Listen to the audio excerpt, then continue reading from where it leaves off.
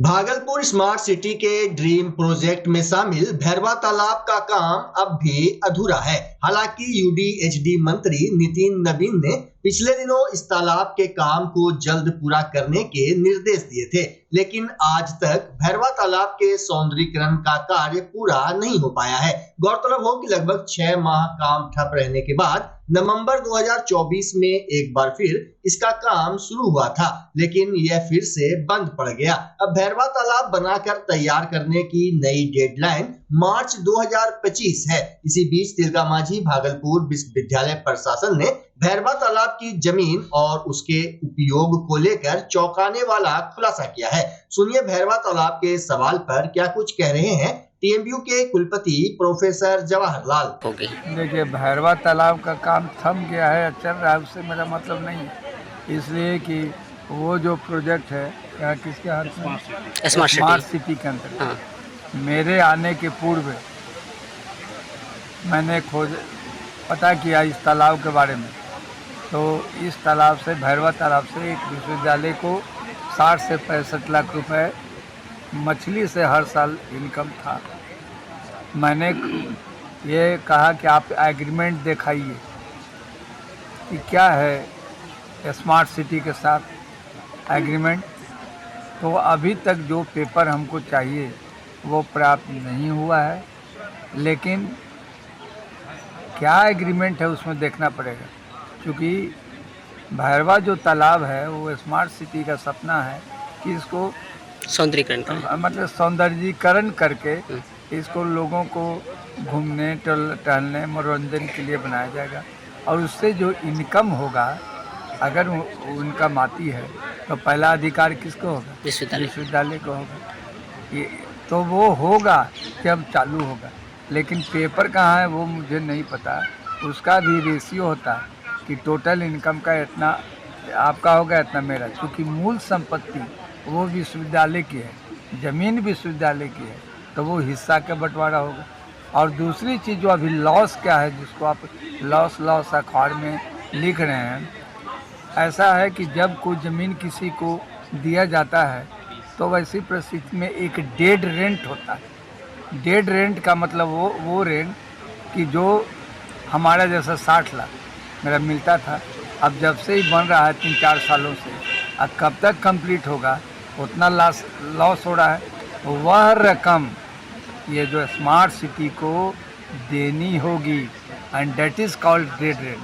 तो जो एग्रीमेंट है वो देखना होगा कि एग्रीमेंट में इस बात का वर्णन किया गया है या नहीं। जैसे खान होता है, आपके कहीं पर खान है, सोने का खान, कोयले का खान, तो कंपनियां जो लेती हैं तो खान तो ज़मीन के अंदर है, वहाँ तक पहुँचने में कई वर्ष लग जाते हैं। तब तक उस ज़मीन के मालिक को एक डेड रेंट या फिक्स रेंट बोलिए वो दिया जाता है। वो इस पर अभी तक मैंने विश्वविद्यालय में न कोई जानते थे न कोई इस पर चर्चा है। तो मैं थोड़ा अभी इधर सीनेट की मीटिंग में और कन्वोकेशन में व्यस्त हूँ। मैं जब इन 8 अप्रैल के बाद पूरी फाइल को देखूँगा और स्मार्ट सिटी जो प्रोजेक्ट है उनके प्रबंधकों के साथ, कॉरपोरेशन के साथ सारी बातों को समझ करके सरकार से पत्राचार करूँगा।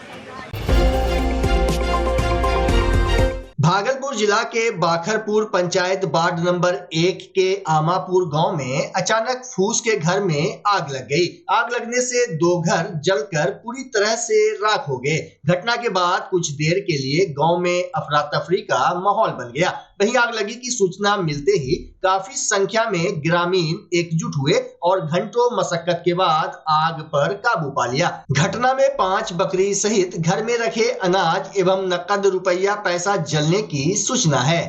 आग लगने को तो यही जानकारी हुआ कि पीछे कोना पर से आग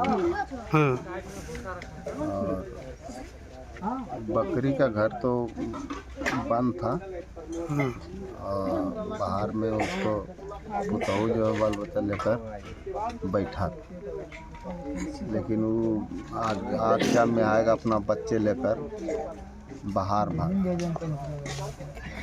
आदमी जुटने के बाद आग एक बार फान गया। क्या नुकसान हुआ है? नुकसान तो बोल रहे 50,000 रुपया। जेवर जेवरा बक्सा अनाज पानी बर्तन बासन कपड़ा तो सब जल गया है। करीब कितना का नुकसान हुआ होगा? जल गया है। क्या क्या क्या जला है? गेहूं मकई कपड़ा लत्ता सब जलिया गया, बक्सा जलिया गया, बर्तन जलिया गया, कौन चीज है, आटा सब जलिया गया। आटा चक्की भी था? खाने पीने का बकरी कोई गो और बच्चा कोई गो जला है? पाँच गो बच्चा था, 5 गो बकरी था। क्या क्या जला है? गेहूं मकई सारा चीज है, तो देख लीजिएगा। खाना पीना रहने वाला तो सब यहीं रहते हैं। बताइए ना। घर में आपको तो पता होगा ना क्या क्या था सामान? पैसा है 50,000 रुपया अभी उठा के लाए हैं मम्मी के दिया रखने के लिए कि खेत उतने तो खाद बिया लाएगा। हाँ, मेरा छोटा ननद है, वो जेवर दिया था कि रख दीजिएगा भाभी यहीं पर, हम यहाँ से आएंगे तो लेते जाएंगे। अब फिर आग लग गया तो हम जेवर खोजेंगे। और कुछ जला है? और बकरी है पापा को। अच्छा, 10 साइकिल था। चौकी के बारी जो है खाली खटिया निकले हैं, चौकी के बारी सब तो जले गया। कैसे आग लगा और क्या क्या जला है सामान? बहुत सामान है,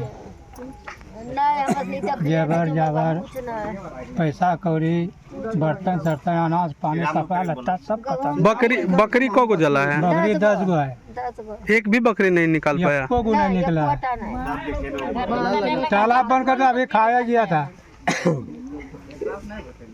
खाना खा कर तब बताया है।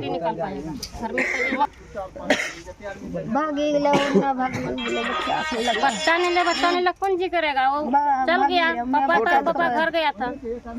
अच्छा, तो पापा घर खाना खा घर गेले, पापा खाना खा मैं यही घर में नहीं चला, वो बोलिए ना चीकू घर में चले। भागलपुर के समीक्षा भवन में जिलाधिकारी डॉक्टर नवल किशोर चौधरी की अध्यक्षता में बैठक रखी गई, जिसमें विभिन्न प्रखंडों में पंचायत सरकार भवन के निर्माण और विकास को लेकर आ रही समस्या पर चर्चा हुई। बैठक में डीएम ने सभी प्रखंडों के एसडीओ, डीपीओ और सभी मुखिया को जरूरी दिशा निर्देश दिया। अभी विभिन्न प्रखंडों में पंचायत सरकार भवन के निर्माण को लेकर के कुछ समस्याएं थी, उसको लेकर के हमारे सभी एसडीओ, समस्त बीपीआरओ और समस्त जहां दिक्कतें थी वहां के मुखिया जी के साथ हम लोग बैठक कर रहे हैं और विभिन्न पहलुओं पर विचार करके उसको रिजॉल्व कराएंगे ताकि पंचायत सरकार भवन के निर्माण कार्य में काफी तेजी आ सके। तिलका मांझी भागलपुर विश्वविद्यालय के पीजी बॉटनी विभाग में आज एक योजना के तहत नवीनीकृत पॉली हाउस, मशरूम प्रसंस्करण इकाई और प्रायोगिक क्षेत्र का उद्घाटन समारोह आयोजित किया गया। उद्घाटन समारोह में तिलका मांझी भागलपुर विश्वविद्यालय के कुलपति प्रोफेसर जवाहरलाल समेत कई गणमान्य शामिल हुए। डीएसटी हाँ, एक इंस्टीट्यूशन है जिसके द्वारा बॉटनी डिपार्टमेंट में शोध को बढ़ावा देने के लिए 5 प्रोजेक्ट मिले और 5 पर काम चल रहा है। लेकिन आज मुख्य रूप से जो कार्यक्रम था उद्घाटन, वो था, आपने सुना होगा कि केला में जो बहुत सारे रोग पनपते हैं, हाँ ना, गलुआ रोग है ना, उसको कैसे हम दूर कर सकते हैं, मशरूम का ज़्यादा उत्पादन कैसे किया जा सकता है। तो केले और मशरूम के संबंध में जो सरकार से पैसे जो दिए जा रहे हैं उस पर शोध किया जाएगा और केले की उत्पादकता को कैसे ज़्यादा बढ़ाई जाए, मशरूम को कैसे ज़्यादा अच्छा क्वालिटी का उत्पादन किया जाए, इस पर जो है ना अलग से शोध किया जाएगा। और अगर शोध पॉजिटिव आता है तो उसको ये बॉटनी डिपार्टमेंट जो है वो उसको पेटेंट कराएगी, उस पर दूसरे का अधिकार नहीं होगा। और मैं समझता हूँ कि खासकर भागलपुर नवगछिया जैसा क्षेत्र जहाँ केला उत्पादन बहुत बड़े पैमाने पर होता है, या आने वाले समय में यह शोध जो है किसानों के लिए न सिर्फ लाभदायक होगा बल्कि देश के लिए भी लाभदायक होगा। आप जानते हैं कि केला भोजन के लिए आवश्यक है। केला के अगर हम एक्सपोर्ट करेंगे विदेशों में तो उससे हमको विदेशी मुद्रा की प्राप्ति होगी। और केला ही एक ऐसा फल है जिसको खासकर पूजा पाठ में टॉप प्रायोरिटी में मतलब उसको दिया जाता है। तो धार्मिक दृष्टिकोण से, आर्थिक दृष्टिकोण से, सामाजिक दृष्टिकोण से, हर दृष्टिकोण से केले की गुणवत्ता, केले की उत्पादकता कैसे बढ़ाई जाए यह विभाग कर रहा है। उसी प्रकार मशरूम, आजकल घर में मशरूम के सब्जी की बात है। क्यों? क्योंकि मशरूम में प्रायः सब तरह प्रोटीन और भी तरह के पदार्थ मिलते हैं जो मानव जीवन के लिए आवश्यक है। उस पर यह विभाग काम कर रहा है। तो बहुत सारे चीज़ें आप जानते हैं कि बांस पर वो हमारे जो है चौधरी जी, वो टिश्यू कल्चर पर तो पूरे बिहार के लिए है ना बम्बू मैन के रूप में जाने जाते हैं। तो मैं ये कहना चाहता हूँ कि यह जो विभाग है वह अंतर्राष्ट्रीय ख्याति प्राप्त विभाग है। और अभी जो खासकर यहाँ के शिक्षक हैं, चौरसिया जी या A.K. चौधरी जी या विवेक सिंह जी, ये लोग बड़े बड़े प्रोजेक्ट सरकार से NTPC से जुटा के शोध का कार्य कर रहे हैं। और मैं समझता हूँ कि इस विभाग का जितना जो अंतर्राष्ट्रीय स्तर पर ख्याति प्राप्त था, फिर से एक बार तिलका मांझी विश्वविद्यालय के इस विभाग के सहयोग, टीचिंग स्टैंडर्ड, शोध, इनोवेशन में बढ़ावा दे करके पुनः एक बार जो हमारा सामान था वो सामान लौटेगा और उससे आगे बढ़ेगा। भागलपुर जिला के शाहकुंड प्रखंड अंतर्गत सजौर पंचायत के सजौर बाजार में श्री लक्ष्मी नारायण महायज्ञ का शुभारंभ रविवार को कलश यात्रा के साथ हो गया। कलश यात्रा में काफी संख्या में महिलाएं और कुमारी कन्याओं ने कलश में जल भरकर गाजे बाजे के साथ सजौर से होकर राधानगर, किशनपुर, अमखोरिया, जगन्नाथपुर, फतेहपुर होते हुए पुनः यज्ञ स्थल पहुंचे। बच्चा जब जन्म लेता है तो कई बार बच्चा तुरंत नहीं रोता है, रोने में देर हो जाता है। ऐसे में बच्चा क्षतिग्रस्त हो जाता है और उसके बचने की संभावना कम हो जाती है। और यदि बचा तो भविष्य में उसमें विकलांगता की समस्या आती है, जिसे CP कहते हैं, जिसका कोई माकूल इलाज नहीं है और ज़िंदगी भर बच्चा विकलांगता से जूझ सकता है। ऐसे में पूरे संसार में कूलिंग थेरेपी का सहारा लिया जाता है। जन्म से ठीक 6 घंटा के अंदर यदि उसको कूलिंग थेरेपी दिया जाए तो उससे उसका CP की समस्या कम होती है और बचने की भी संभावना बढ़ती है। पहली बार बिहार झारखंड में आपके शहर के स्नेह नवजात शिशु बाल सेवा केंद्र में यह मशीन उपलब्ध है। कभी भी ऐसी बात हो कि बच्चा रोने में विलम्ब हो गया तो आप स्नेह नवजात शिशु बाल सेवा केंद्र में जरूर संपर्क करें।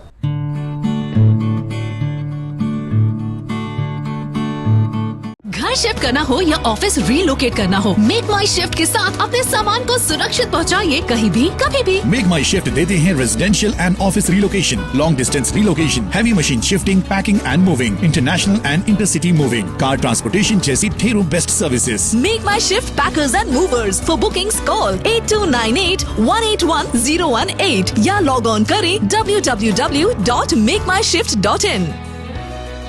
रिंकू LED बल्ब, एक बार लाओ और चलाते ही जाओ। हमारे LED बल्ब्स है क्वालिटी में नंबर 1 और एनर्जी एफिशिएंट, जो रखे एनवायरनमेंट और आपके बिजली के बिल दोनों का ख्याल। रिंकू LED बल्ब के साथ एनर्जी बचाओ और बिल घटाओ। ये है पावर सेविंग लाइट जो चले लंबे समय तक और रखे आपके घर को रोशन। हमारे यहाँ LED लाइट्स मिलते हैं एक व्यापक रेंज में जो आपकी हर जरूरत को पूरा करेगी। लेकिन यही नहीं, हमारे LED लाइट सिर्फ चमकदार नहीं बल्कि एनवायरनमेंट फ्रेंडली भी है। तो आज ही लाओ रिंकू LED बल्ब और पाओ 1 साल की वारंटी का भरोसा। रिंकू LED बल्ब्स, नई जनरेशन के स्मार्ट बल्ब्स। आज ही संपर्क करें 8651063786 या मेल करें rinkooledbulb@gmail.com। हमारा पता असाननपुर, भागलपुर, बिहार 812002।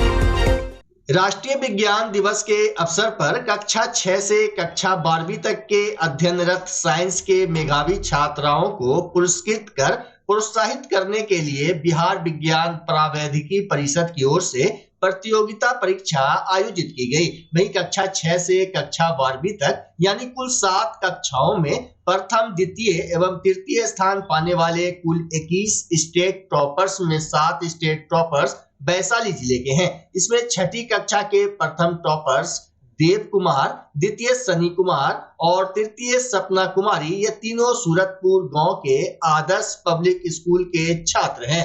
इधर बच्चों की उपलब्धि की जानकारी मिलने पर जिलाधिकारी यशपाल मीणा ने स्वयं अपने कार्यालय कक्ष में बच्चों से मिले और सफलता के लिए बधाई एवं शुभकामनाएं दी। प्रथम, द्वितीय एवं तृतीय स्थान प्राप्त करने वाले विजेताओं को सम्मानित करेंगे। मैं हमारे आज के मुख्य अतिथि माननीय मंत्री जी श्री सुमित कुमार सिंह, विज्ञान प्रावैधिकी एवं तकनीकी शिक्षा विभाग से अनुरोध करना चाहूँगी कि वह sir CV Raman talent search in science के राज्य स्तर पर प्रथम, द्वितीय एवं तृतीय स्थान प्राप्त करने वाले छात्रों को पुरस्कार से सम्मानित करें। सर्वप्रथम कक्षा 6 में प्रथम स्थान प्राप्त करने वाले देव कुमार को मैं आमंत्रित करना चाहूँगी। देव कुमार जो वैशाली जिला से हैं, इन्होंने राज्य स्तर पर प्रथम स्थान प्राप्त किया है। जोरदार तालियों से इनका अभिनंदन।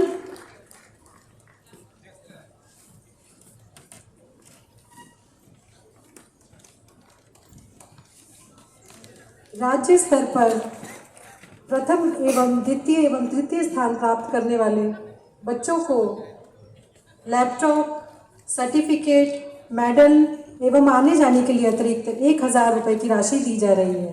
जोरदार तालियां रुकनी नहीं चाहिए। द्वितीय स्थान प्राप्त करने वाले सनी कुमार कक्षा 6, सनी कुमार कक्षा 6 के हैं, वैशाली जिला से हैं, कक्षा 6 वैशाली जिला। जोरदार तालियां इनके लिए। और तृतीय स्थान प्राप्त करने वाली सपना कुमारी, ये भी वैशाली जिला से। जोरदार तालियां वैशाली जिला के लिए एक बार।